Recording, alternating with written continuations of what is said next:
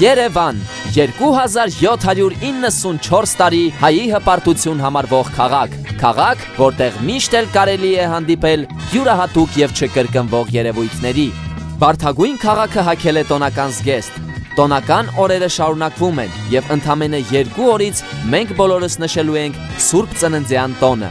Այն, ինչպես աշխարհի բոլոր քրիստոնյաների, այնպես էլ հատկապես մեզ համար ամենասիրված տոներից է։ Այնպես որ եկեք հիշենք, թե ինչ խորհուրդ ունի Սուրբ Ծնունդը։ Հայ առաքելական եկեղեցին Հիսուս Քրիստոսի Սուրբ Ծննդյան օրը նշում է հունվարի 6-ին։ Կաթոլիկ եկեղեցին այդ տոնը նշում է դեկտեմբերի 25-ին, չնայած որ մինչև 4-րդ դարը բոլոր քրիստոնյաները այդ տոնը նշել են հունվարի 6-ին։ Այսինքն հնագույն ավանդության եւ ավետարանական հաշվարկների միայն հայ առաքելական եկեղեցին է մնացել հավատարիմ, որ հունվարի 6-ին նշում է Սուրբ Ծննդյան օրը։ Ըստ հայ եկեղեցու դեկտեմբերի 30-ից մինչև հունվարի 5-ի երեկոն մարդիկ պահք են պահում։ Այդ ընթացքում օգտագործում են միայն բուսական ծագում ունեցող սնունդ։ Փաստորեն հայերից շատ քչերն են պահում այդ պահքը։ Մարդիկ պահքի շրջանից դուրս են գալիս հունվարի 5-ի երեկոյան, երբ եկեղեցում մատուցվում է Սուրբ Ծննդյան ճրագալույցի Սուրբ Պատարագ։ Այդ օրը մարդիկ միմյանց ողջունում են. Քրիստոս ծնվեց եւ հայտնեցավ, իսկ պատասխանում են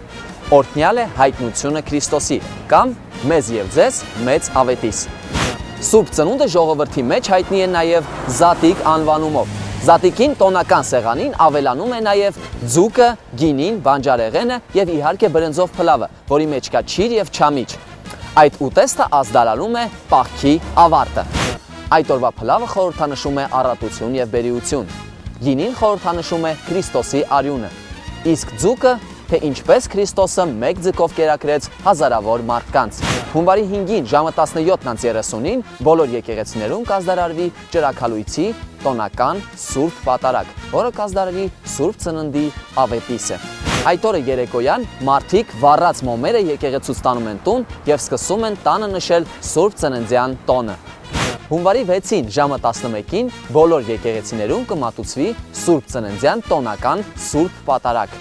Սուրբ Պատարագից հետո կկատարվի ջրօրհնեքի արարողություն։ Ջուրը կբաժանվի հավաքված ժողովրդին։ Հունվարի 7-ին հանգուցյալների հիշատակության օրն է, մեռելոց։ Այդ օրը բոլոր եկեղեցիներում կմատուցվի Սուրբ Պատարագ, որից հետո կկատարվի հոգեհանգստյան կարգ։ Այսքանից հետո մեզ մնում է միայն ցանկանալ, որ հունվարի 6-ը մարդկանց սրտերում ամբողջ տարվա բարության եւ գթասրտության սկիզբը դնի։ Չէ՞ որ Քրիստոս ծնվեց եւ հայտնեցավ, մեզ եւ ձեզ մեծ ավետիս։